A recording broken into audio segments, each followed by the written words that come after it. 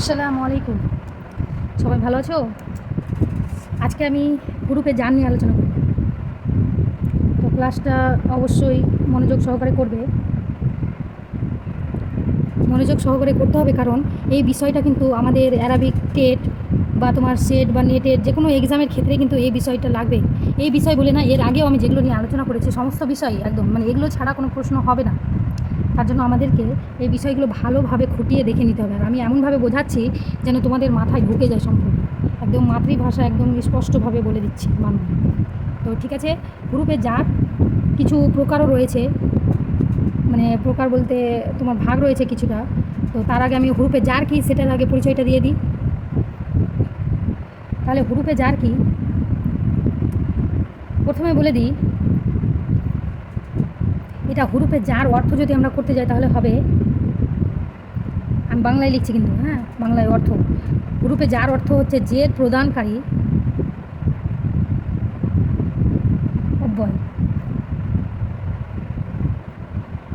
এবার অব্যয় থেকে কিন্তু আমরা কিছুটা মাথায় ঢুকিয়ে নিলাম, যেহেতু আমরা বাংলা বিষয়ে ছোটো থেকে পড়ে থাকি বাংলা ব্যাকরণে অব্যয় কী, তাই তো? তাহলে সেই থেকে আমাদের কিছুটা মাথায় হয়তো ঢুকেছে, বাকিটা সম্পূর্ণ একদম আমি বিস্তারিত আলোচনা করে ঢুকিয়ে দেবো মাথায়।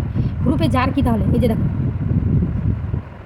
জার হচ্ছে জিয়ের বিশিষ্ট, ঠিক আছে, আর হুরুপ তোমার অব্যয়। তাহলে হুরুপে জার অর্থ হচ্ছে জের প্রদানকারী অব্যয়। এবার দেখো, আমি যদি এটাকে সংজ্ঞা আকারে বলি যে যে সকল হুর, হুরটা নিয়ে আসতেই হবে, কারণ এটা তোমার জড়িত, এটা ছাড়া তোমার জার অসম্পূর্ণ, তাই হুরুপকে আমাদেরকে টানতেই হবে। যে সকল হুরুপ বা অব্যয়, ঠিক আছে, শুধু ইসমের পূর্বে বসে, উহার শেষের অক্ষরে জের দিয়ে থাকে, তাকে হুরুপে জার বলা হয়। এটা বাক্যর দ্বারা তোমাদের মাথায় কিছু ঢোকেনি, আমি একটা উদাহরণ দিচ্ছি, তারপরে সম্পূর্ণ সংজ্ঞাটা মাথায় ঢুকে যাবে। যেমন আমি ধরো একটা ছোট একটা শব্দ দিয়েই তৈরি করে দেখাই, বাড়ির মধ্যে। এখানে আমি আগে দিলাম বাড়ির মধ্যে, এটাকে আগে আমরা আরবিতে করি তো কেমন হচ্ছে, বাড়ির মধ্যে, তাই তো? তো আমাদের এটা প্রথমে বাংলাতে যেটা বাক্য আমরা দেখতে পাবো সেটাকে কিন্তু উল্টো দিক থেকে আমরা আরবিতে করার চেষ্টা করবো, ঠিক আছে? তাহলে উল্টো দিকে দেখো, প্রথমে মধ্যে আছে, এটাকে আমরা করে নিলাম, বুঝেছে? ফি, ফি মানে কি? মধ্যে। এবার বাড়ির, তাহলে দেখো আমি হুরুপে মুজাপি লেহে যখন বুঝিয়েছিলাম এর আগে ক্লাসে, সেখানে কিন্তু এই যে দেখো বাড়ির মধ্যে, এটা কিন্তু মুজাপি লেহে হয়ে আছে। তার জন্য এই বাক্যটা বোঝার জন্য মুজাব আর মুজাপি লেহে এটা বুঝে নিতে হবে। এর আগে ক্লাসে বিস্তারিত আলোচনা করা আছে। এটা মুজাপি লেহে আর এটা হচ্ছে মুজাব শব্দটা। যদি আমরা এটাকে ধরি তাহলে এটা মুজাপি লেহে শব্দ, র যুক্ত আছে, তার জন্য মুজাপি লেহে। তাহলে এখানে দেখো মুজাপি লেহে থাকলে কিন্তু জের প্রদান করে, আর এর যুক্ত আছে, ওই জন্য আলিফলাম হবে, এর যুক্ত বলতে না, মুজাব ইলেহে থাকলেই তোমার আলিফলাম হয়। তো এটা মুজাব ইলেহে আমরা পেয়েছি, তার জন্য আলিফলাম যুক্ত করে দিলাম প্রথমে। এবার বাড়ির, বাইতুন মানে বাড়ি, তাই তো?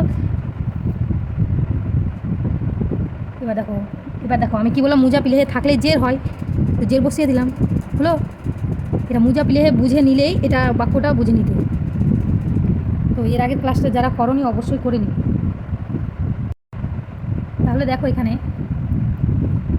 বাইতুন বাড়ি, তাই তো? এটা হচ্ছে তোমার বাংলায় আগে বলে দিই, এটা বিশেষ্য, তাই তো বাড়িটা? তাহলে এটা কি আরবিতে বাইতুন, যেটা বাড়ি, ওটাই তো? তো এটা তাহলে আমাদের ইসম হয়ে গেল, বিশেষ্যকে ইসম বলে আরবিতে।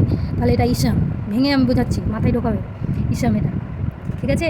এবার এই ইসম শব্দটার শুরুতে এই শব্দ ফি যেটা রয়েছে মধ্যে, এই ফিটা কিন্তু তোমার হয়ে যাবে যা,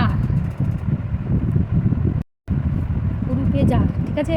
এবার হুরুপে জার থাকলেই কিন্তু সেই হুরুপে জারের পরের যেটা ইসেম শব্দ থাকবে সেটার শেষে কিন্তু জের প্রদান করে, বুঝেছ?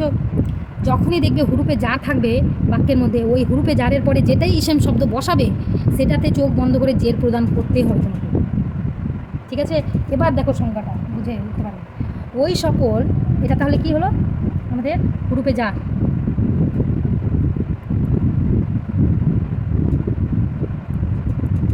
ফিটা তাহলে হুরুপে যায়, ঠিক আছে? এবার দেখবে সংখ্যা, এই উদাহরণ থেকেই করছি। ওই সকল হুরুপকে বলে, ঠিক আছে? ওই সকল হুরুপকে বলে যেগুলি ইসেম শব্দের পূর্বে, এটা ইসেম শব্দ, তাই তো? ইসেম শব্দের পূর্বে বসে, দেখো ওগুলোই হুরুপ, যেগুলো ভার্ব, ঠিক আছে? ওগুলোই অব্যয় শব্দ যেগুলো কিন্তু বিশেষ্য শুরুতে বসেছে, এটা বাংলায় বলছি আগে, বিশেষ্যের শুরুতে যেটা বসেছে শব্দ সেটাই কিন্তু তোমার অব্যয়। ঠিক আছে, তাহলে কি বলছে তারপরে এবার বাক্যটা শুনবে। এবং ইসম শব্দের শেষে জের প্রদান করে, এটাই তোমার সংজ্ঞা করা যাবে। এটাকে আমি উদাহরণে যেটা বুঝালাম এটাই তোমার সংজ্ঞা। তাহলে আমি সংজ্ঞাটা গুছিয়ে বলে দিই। ওই সকল হুরুফকে বলে যেগুলি ইসম শব্দের শুরুতে বসে এবং ইসম শব্দের শেষে জের প্রদান করে। ইসম শব্দের শেষ অক্ষরটিতে জের প্রদান করে তাকে তোমার হুরুফে জার বলে। ঠিক আছে, এবার দেখো উদাহরণটাও দিয়ে দিলাম, সংজ্ঞা এবং উদাহরণ। আমার মুখের যেটি আমি কথা বললাম ওটি তোমার সংজ্ঞা, ওটি তোমরা নোট করে নিতে পারো। এবার দেখো হুরুফে জার যদি তোমাদেরকে বলা হয়, এটা কিন্তু এক্সামে থাকে যে হুরুফে জার কয়টি। ঠিক আছে, এটা কিন্তু প্রায় কোশ্চেন হয়ে থাকে, এটা খুব দারুণ কোশ্চেন। এবার দেখো হুরুফে জার কয়টি, তাহলে আমরা কি বলবো? হুরুফে জার টোটাল হচ্ছে আমাদের 17টি।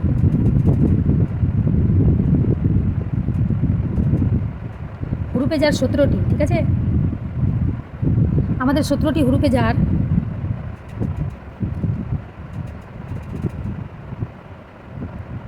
ঠিক আছে, হুরুফে জার কিন্তু টোটাল আমাদের 17টি আছে। তাহলে এক এক করে তোমাদের বর্ণনা দিচ্ছি কি।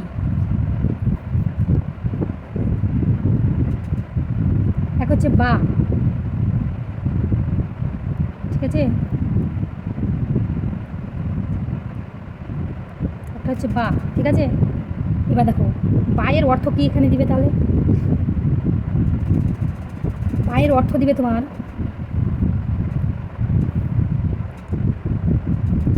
দ্বারা, সাথে,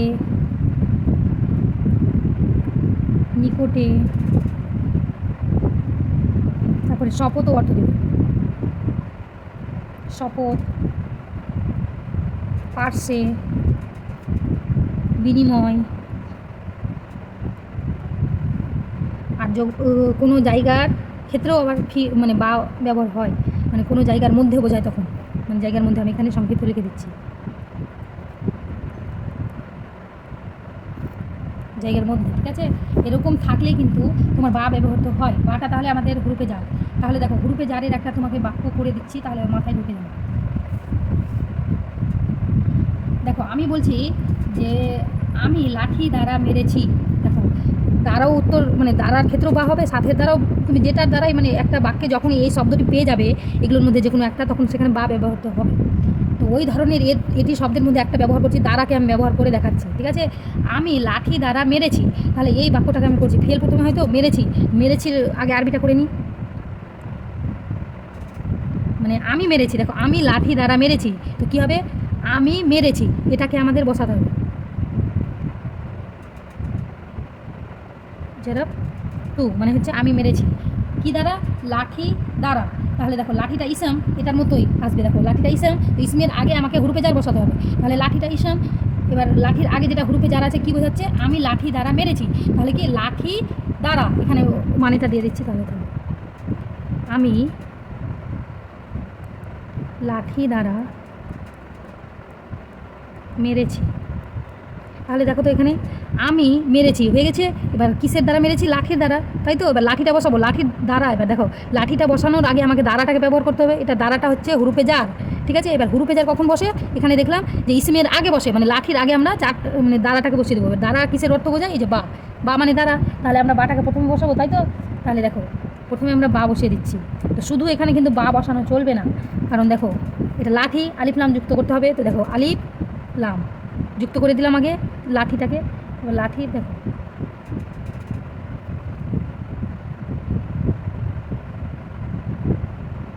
খাস বাতে।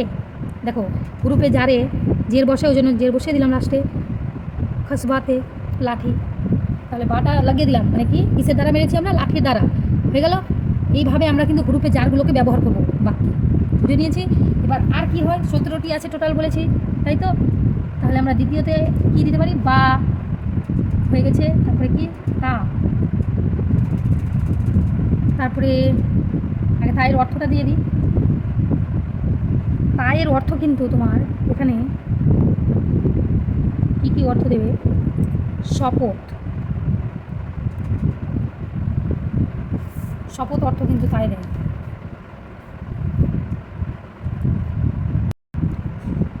তায়ের অর্থ তাহলে শপথ দিবে। এরকম একটা যদি আমি বাক্য লিখতে যাই তাহলে মানে কী হবে, আল্লাহর শপথ নিশ্চয় আমি এরূপ করব। ঠিক আছে,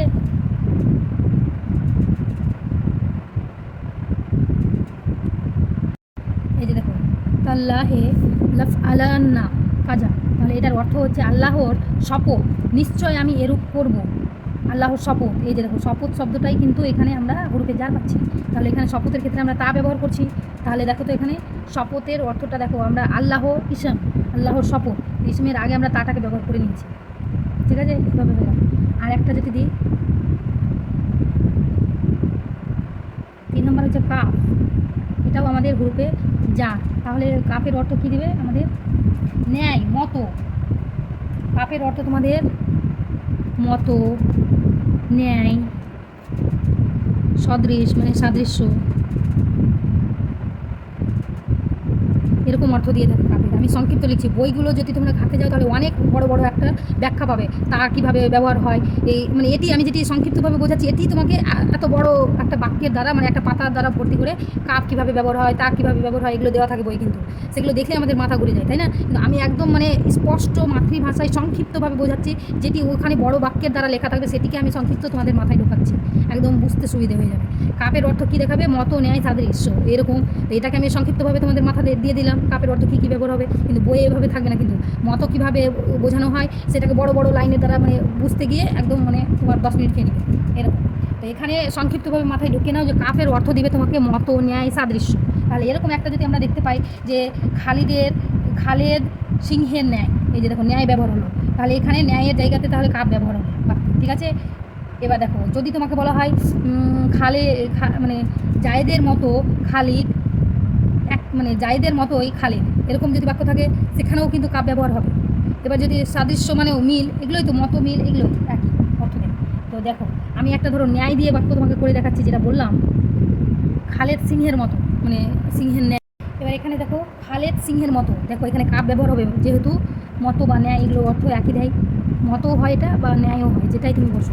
ঠিক আছে, এবার দেখো খালেদ ইসলাম শব্দটাকে বসিয়ে দিয়েছে আগে, এখানে তোমার ফেল নেই, ওই জন্য ফেল ব্যবহার হয় না, এখানে তোমার আছে ইসলাম বসিয়ে দিলাম খালেদ। তারপরে কি বলেছে, সিংহের মতো বা সিংহের ন্যায়, তাহলে এখানে ন্যায় শব্দটা তোমার হরুপে যার পাচ্ছি ন্যায়। তাহলে ন্যায়টাকে বসানোর আগে আমাদের মানে সিংহ, এটা ইসলাম শব্দ তাই তো, তাহলে সিংহের আগে আমরা ন্যায়টাকে বসাবো। তো দেখো আসাদুন মানে সিংহ হয়, তো আসাদুনের আগে আমরা ন্যায় শব্দটাকে ব্যবহার করেছি, কাপটাকে বসিয়ে দিয়েছি, কিন্তু আলিফ লাম তো যুক্ত করতেই হবে। ঠিক আছে, তোমার এর যুক্ত হলেই মানে এটা হুরুফে ইল্লাত মানে মুজাব ইলেহে। ঠিক আছে, এটা মুজাব ইলেহে আকারে, মুজাব ইলেহের ক্ষেত্রে কিন্তু জের প্রদান করে এবং আলিফ লাম হয়, এর আছে ওই জন্য। তাহলে এখানে এর থাকলেই আমি বললাম যে আলিফ লাম হবে এবং জের হবে। তো সিংহের ক্ষেত্রেও দেখো আল আশা দুন না করে আমি করেছি আল আশা দে। ঠিক আছে, আল আশা দে হয়ে গেছে। তো এভাবে আমরা কাপটাকে ব্যবহার করে দিয়েছি, কাপ মানে মতো বা ন্যায় হয়ে গেল। 4 নম্বর দেখো গ্রুপে যার লামের অর্থ আমরা জানি জন্য। ঠিক আছে, তো লামের অর্থ কিন্তু জন্যর ক্ষেত্রেও ব্যবহার হবে, এমনকি মালিকানার ক্ষেত্রেও ব্যবহার হয়, মালিকানার ক্ষেত্রে, তারপরে বিস্ময় অর্থে, শপথ অর্থে, তারপরে ওপরের অর্থে মানে ওপরে কিছু বোঝালো লাম ব্যবহার করা হয় এখানে, আবার মধ্যের ক্ষেত্রেও আবার লাম ব্যবহার করা হয়, তারপরে অতিরিক্ত হিসেব মানে অতিরিক্ত কিছু বোঝালেও লাম ব্যবহার করা হয়, সময় বোঝানোর ক্ষেত্রেও কখনো আবার লাম ব্যবহার করা হয় গ্রুপে যার হিসাবে। ঠিক আছে, তো এতগুলো অনেকগুলো আবার আসছে, পরিমাণ অর্থেও কিন্তু আবার লাম ব্যবহার হয়, কখনো কারণ হিসাবেও আবার লামকে তুলে ধরা হয় বাক্যে। ঠিক আছে, তো এখানে আমি সংক্ষিপ্ত লিখে রাখলাম জন্য বা মালিকানা। ঠিক আছে, জন্য বা মালিকানা। তাহলে এই হিসাবে দেখো আমি একটা উদাহরণ দিয়ে বোঝানোর চেষ্টা করছি। 5 নম্বর তোমার গ্রুপে যার হচ্ছে শপথ অর্থেও কিন্তু ওয়াও ব্যবহার করা হয়, মানে 5 নম্বর গ্রুপে যার হচ্ছে ওয়াও, যার অর্থ কিসের ক্ষেত্রে ব্যবহার হয়, শপথ অর্থে, তারপরে কম বোঝানোর ক্ষেত্রে, কম কিছু বোঝালে, তারপরে অনেক কিছু বোঝালেও মানে অধিক, এই সমস্ত ক্ষেত্রে কিন্তু ওয়াও ব্যবহৃত হয়। ওয়াওয়ের অর্থ তাহলে কী কী দিবে, শপথ, কম, অধিক কিছু বোঝালেও। আমি একটা উদাহরণ দিচ্ছি, ধরো শপথ দিলাম তো আল্লাহর শপথ, এখানে কী বলছে আল্লাহর শপথ তাই তো, তাহলে আল্লাহর শপথের ক্ষেত্রে আল্লাহটা তাহলে ইসম, তাই তো? তাহলে আল্লাহ যদি ইসম হয় তাহলে ইসেমটাকে পরে বসাতে হবে এবং শপথটাকে আগে বসাতে হবে। এখানে শপথের অর্থ হিসেবে ওয়াও ব্যবহৃত হয়, তার জন্য আগে ওয়াও ব্যবহার করলাম। আল্লাহেল ঝাবান, ঠিক আছে? আল্লাহর শপথ আমি যাবই, ঝাবান, আল্লাহর শপথ আমি যাবই, ঠিক আছে? এরকম অর্থ। ওয়াওটাকে কীভাবে তাহলে ব্যবহার করা হবে বুঝে গেছো? এবার এখানে দেখো 6 নম্বর গ্রুপে যার হচ্ছে মুজ, 7 নম্বর গ্রুপে যার হচ্ছে মঞ্জু। এবার দুটো একসঙ্গে কেন লিখেছি? কারণ দুটোর অর্থ কিন্তু একই বোঝাবে। মুজ আর মঞ্জুর অর্থ কিন্তু তোমাকে থেকে, সময়, এই ধরনের ক্ষেত্রে থামা। এখানে লিখে দিচ্ছি, এই দুটোর অর্থ কিন্তু বোঝাবে সময়ের ক্ষেত্রে, মানে সময় শুরু, মানে কবে থেকে হচ্ছে, অতীতের সময় থেকে, ঠিক আছে? অতীতের সময় থেকে কত দূর এসছে, এই ধরনের একটা যদি শেষ সীমানার একটা সময় বোঝায়, সেই ক্ষেত্রে মুজ বা মঞ্জু ব্যবহৃত হয়। তার সঙ্গে তোমার পূর্ণ সময়ের ক্ষেত্রেও ব্যবহার হয়। তারপরে অধিকার হিসেবে বর্তমান কালের জন্য সময় বোঝায়, সেটার ক্ষেত্রেও হয়। তাহলে তুমি সংক্ষিপ্ত এটুকু মনে রাখো, সময়ের ক্ষেত্রে মুজ আর মঞ্জু ব্যবহৃত হয়। আর তার সঙ্গে থেকে, আর যদি বলা হয় তোমাকে যে অনেক পূর্বে, ঠিক আছে, মানে অনেক সময়ের আগের কথা বলছে, ঠিক আছে, অনেক পূর্বে, ঠিক আছে, এরকম একটা অনেক পূর্বে বাক্যে কিছু উড়বে যার যদি পাও, সেক্ষেত্রেও কিন্তু মুজ আর মঞ্জু বসবে। তাহলে দেখো এখানে আমি একটা উদাহরণ দিয়ে দেখাচ্ছি। দেখো আমি 2 যুগ ধরে পড়ছি। তাহলে এই বাক্যটাতে দেখো 2 যুগ ধরে অনেক সময়ের আগের কথা বলছে না? আমি প্রথমে বলেছিলাম সময়ের কথা বলবে, এমন কোনো সময়ের কথা বলতে পারে যেটা অনেক সময়ের, অতীতের সময়ের কথা বলছে। তো এখানে দেখো আমি 2 যুগ ধরে পড়ছি, ঠিক আছে? এটাকে আমি আরবি করছি, মুজ আর মঞ্জু এরকম বাক্যে ব্যবহার হয়। দেখো আমি পড়ছি, তাহলে কি আতা মানে দারাসা মানে পড়া, তাই তো? ওটাকে আমি পড়ছি করেছে যে আতা দারাসু, ঠিক আছে, 2 যুগ ধরে। তাহলে মুজ 2 যুগ ধরে মানে অনেক সময়ের আগের কথা বলছে, তো মুজ বা মঞ্জু ব্যবহার হবে। যেখানে মুজ ব্যবহৃত হয়েছে মুজ, তাহলে মুজ বসিয়ে তারপরে আমরা ইসেমটাকে বসিয়ে দিয়েছি জাহরাইনি, 2 যুগ, ঠিক আছে? তাহলে এইভাবে আমরা এই গ্রুপে জারগুলোকে ব্যবহার করবো। তো 17টি টোটাল রয়েছে। আজকে আমি 7টা বর্ণনা করলাম, এরপরের দিন বাকি 10টা, এরপরের ক্লাসে আমি বাকি 10টা গ্রুপে যার বর্ণনা করবো। এক ক্লাসেই করতাম, কিন্তু ক্লাসটা বড় হয়ে যাচ্ছে, তোমাদের দেখতে বিরক্তি মানে ফিল হবে। তার জন্য তোমাদেরকে বিরক্ত করব না, হালকা করেই দেখালাম যেন তোমরা পড়াটাকে মাথাতে গুছাতে পারো। একসঙ্গে এতটি দেখলে মানে তোমরা মানে মাথায় একদম বসাতে পারবে না, সমস্যা দেখা যেতে পারে। এরপরে ক্লাসে বাকি 10টা আমি বিস্তারিত আলোচনা করবো, ঠিক আছে? আর যেটুকু বললাম, এটি তোমরা একবারে না বুঝতে পারলে দ্বিতীয়বার আবার ক্লাসটা করবে, তাহলে বুঝে যাবে। তো আমি এখানেই রেখে দিচ্ছি। সকলেই ভালো থাকো, মন দিয়ে পড়াশোনা করো। আসসালামু আলাইকুম।